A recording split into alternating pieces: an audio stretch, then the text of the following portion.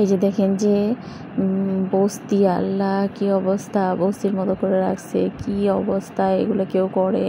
আল্লাহ কেমনে থাকে, বস্তির মতো থাকে, বস্তির মতো পরিবেশ, আল্লাহ যে দেখবে সে এই কথাই বলবে, তাই না? আসলে কিন্তু তা না। আমি সবসময় গোছাচ্ছি, কিন্তু বাচ্চারা তো এলোমেলো করেই ফেলে। তো যাই হোক, আসসালামু আলাইকুম। আপনারা সবাই কেমন আছেন? যে যেখান থেকে ভিডিওটা দেখছেন, তো প্লিজ ভিডিওটা যদি ভালো লেগে থাকে সাবস্ক্রাইব করে দিবেন। তো যাই হোক, আমি এখানে দেখেন এই যে ভাত বসাইছিলাম, তো ভাত বসানোর পরে রাইখা চলে গেছি, যাই দেখি এই অবস্থা। তো আমার ভাতটা হয়ে গেছে।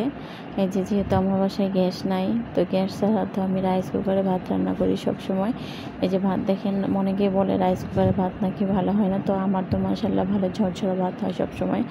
আমি রাইস কুকারে সবসময় রান্না করে খাই, ভাত ঝরঝরেই হয়, সুন্দর হয় আর কি। তো এই পাশে ভাত বসাইছি, আর এই পাশে দেখি ওই পাশের কি অবস্থা করে রাখছে। তো এই পাশে এসে দেখি না, এই পাশেও খেলছে।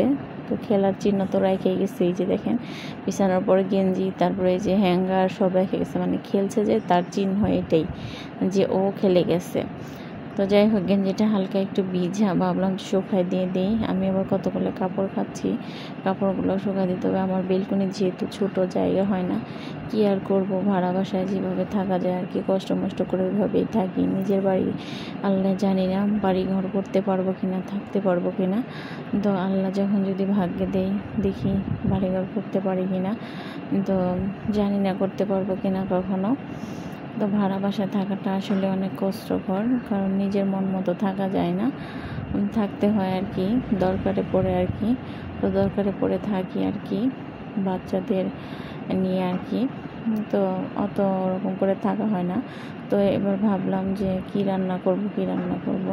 তো রান্না করব কি, দেখেন এই যে আমি চুলে ডাল বসাইছি, কারণ সবজি আনতে যাইতে এখন আর ভালো লাগতেছে না যে বাজারে যাব, তাই ডালে বসাই দিছি।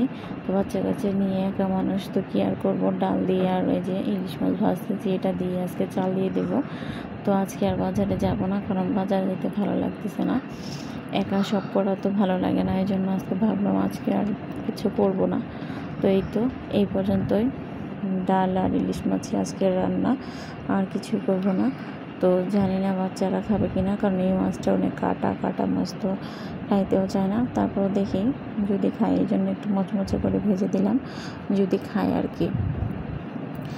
তো এই পাশে আমি এগুলো ভাজতেছি, এই পাশে ছেলে স্কুল থেকে